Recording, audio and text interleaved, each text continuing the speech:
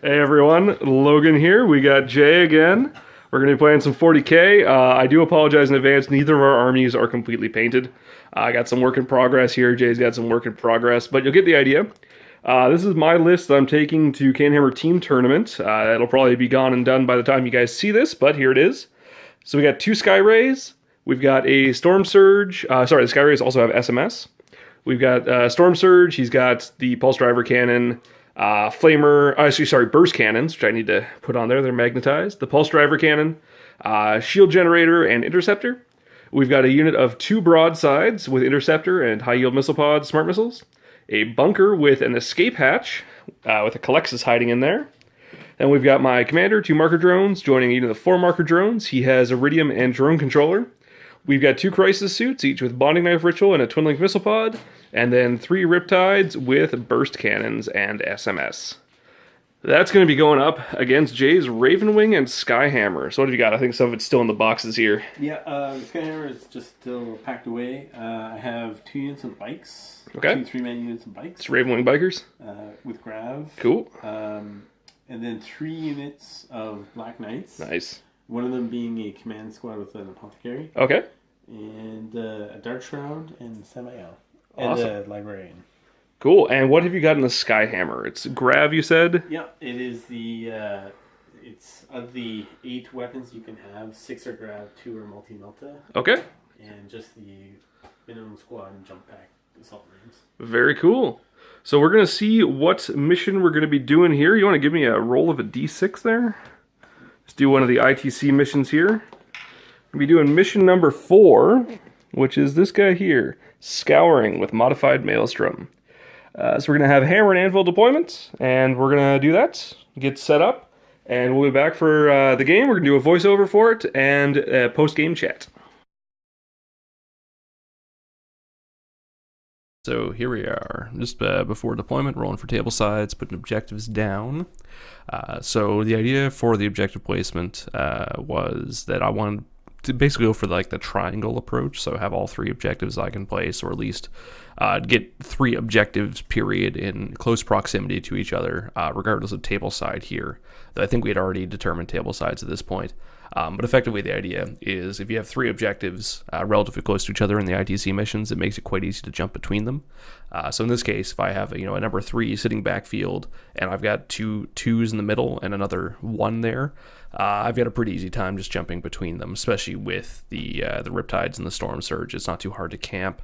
And then of course there's the escape hatch for the bunker for the end of the game to hop out my commander and the drones. Now, this setup is with me going first. I wanted to be pretty conservative in my deployment, just in case there was a seize. Though I did make one mistake here, and that's that I put the Calexis just inside the building at the bottom of the area here. What I should have done was to have him actually infiltrate to shut down Jay's scout. The reason I didn't do that is because I wanted to try to go for a turn 1 charge against Jay if he scouted out and got pretty aggressive. But realistically, what I should have done was just not even take the chance for that, and just put him up to shut down the scout to really buy myself another turn going into any shooting, especially if I did get seized on and would have to intercept with the Skyhammer. It would have given me a much better opportunity to work with it. But yeah, Jay is setting up. He's basically just going across the whole part of the field here.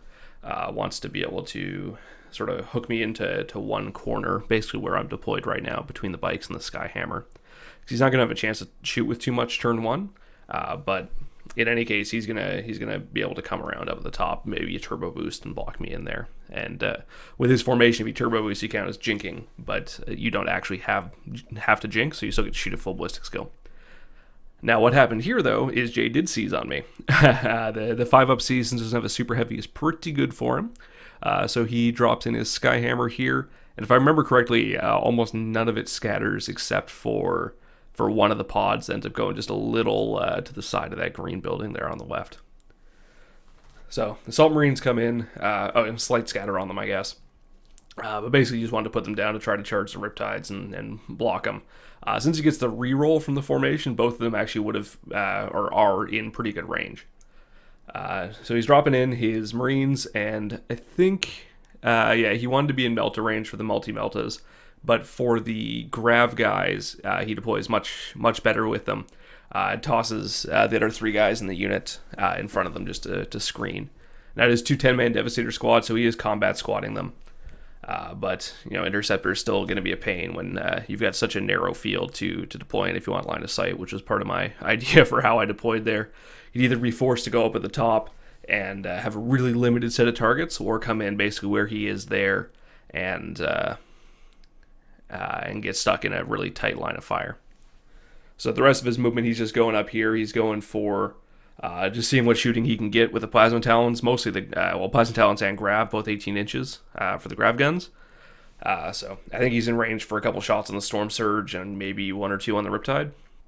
But we go into Interceptor here, broadsides, kill a couple guys, I believe in the in the Grav unit there. Actually take out the whole unit, which is nice. Then the Storm Surge starts going. Basically put all of my Smart Missiles and Cluster Missiles into the Devastator squad up by the top drop pod. And the rest in the lower one, and I think the Burst Cannon and the guys at the bottom there, the Multi-Melta squad. So the Large Blast scatters a little bit, but manages to take out all but 1 guy in that unit, which is pretty nice. So that's 2 Grav Cannons dead, and then a single Interceptors into the top unit there, leaving only 1 other Grav Devastator left. So the top unit, I believe, the left unit there went to ground, the one that didn't run, and the one that did ran, of course, was just a failed leadership test. So Jay was actually feeling pretty like he was down and out at this point, because he lost a whole bunch of his kick to that Interceptor. So I had to reassure him that, with me not doing any shooting turn 2, except for maybe 1 or 2 Riptides, he'd probably be okay. So he goes for some shooting here. He's got the Black Knights going into one of my Riptides. You can see the wounds are just stacking up there despite the cover save. So that Riptide ends up dying through a 3+ cover save from Conqueror Cities and bites the dust pretty early into this. I think the Grav here pulls out another 1 or 2 wounds on the Storm Surge. I think 2 wounds. So just some other measuring for what shooting he can do. Yeah, there we go. Get some wounds on the Storm Surge from the Plasma Talons. And you're seeing what he can do for the Riptide. He tries to terrify it, and I believe it goes off. Either that or he puts on the broadsides. That may be coming up a little later. I don't think we had the card for it this turn. It didn't end up mattering, however. They passed their morale test at the end of it. So the bikes there, just turbo boost to try to block in the assassin. That was just a bit of a rules misunderstanding for whether or not you can go through walls for ruins. The draft FAQ had it so you couldn't possibly do it, but the new FAQ did not have that. So basically just treat walls as permeable line of sight blocking objects. The Salt Marines up at the top charge into the Riptide, loses 1 to Interceptor, but still Overwatch, but still manages to make the charge. But the combat's basically a push.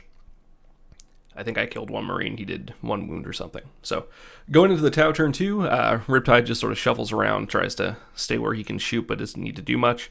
Storm Surge moves up to try to charge into the Grav guys there. And we go into the shooting phase here. I get some marker lights on the... Oh, actually, at some point here, I go back and move my Assassin because I forgot about him, which I forgot about him all game, actually. So he goes up just towards the bikes, but past that, we've got marker lights on the Dark Shroud, and we toss a couple of the missiles from the Sky Ray into him and manage to take him out with the Ignores cover on the marker lights. So for the rest of the shooting, it's just the 1 Riptide at the back there, and he does very little. I think he kills one of the other Marines. So Storm Surge charges in. Doesn't do too much. I think he does 1 wound and then manages to stomp the others off, which is pretty nice. The Assassin, on the other hand, goes in, completely flubs, gets all of his attacks, but only rolls 1 wound, which I guess, winning on 5s is not that unlikely, but in any case, doesn't wipe out the unit, which is kind of what I was hoping for, at least to take out both the Grav guns. But the Riptide manages to win combat with the Assault Squad and just breaks off, and they're both chilling in the ruins there. The one in the ruins has a 3+ covers, 3+ invulnerable save this turn. The one at the back, Nova charged his main gun.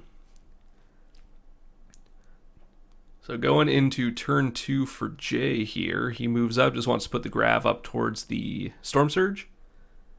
Get some more wounds pulled off there before he has to do too much else. And the Assault Marines in Skyhammer are pretty good, because they get to use their jet move in both the movement and assault phases, which is really good. So he's able to jump straight over towards the Sky Ray there. And he moves a bunch of Black Knights and Samael up towards my... towards the Storm Surge, and the rest 2 units of Black Knights towards the Riptide there in the ruins.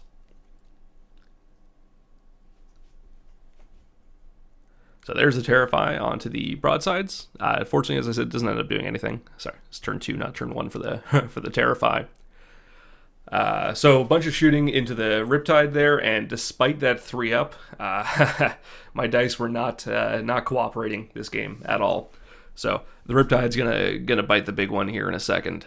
Just sort of, it's a whole bunch of rapid firing plasma shots, right? It's, I think, what does he work out to there? 6-12 rapid firing twin light plasma.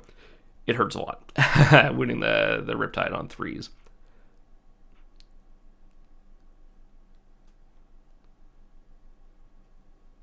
So there's the assault. So that Riptide, I think, it went down to 1 wound from shooting. Assault phase, we've got the Assault Marines going into the Sky Ray. We've got Samael, Apothecary, and some Black Knights, the Ravenwing Command Squad, I should say, into the Storm Surge. And then we have the 2 units of Black Knights into the Riptide, along with the Librarian there.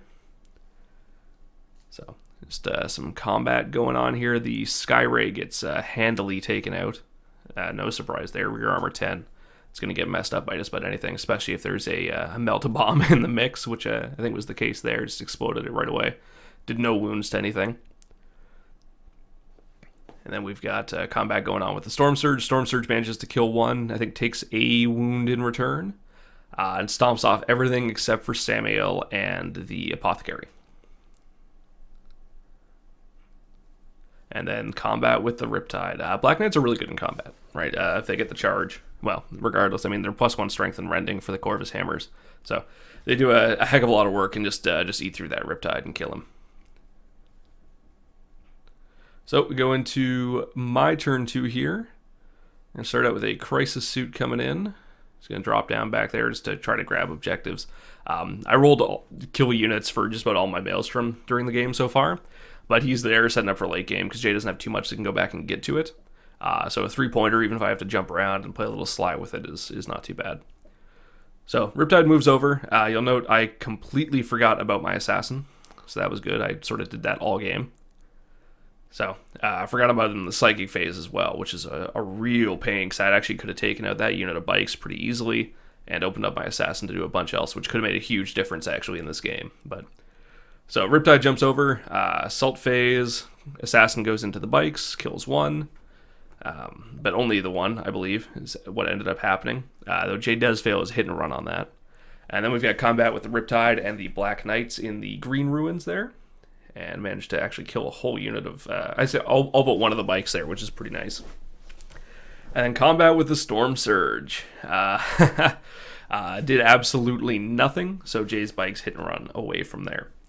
So going into Jay's turn 3, here in a second, he moves back up to go in towards the Storm Surge.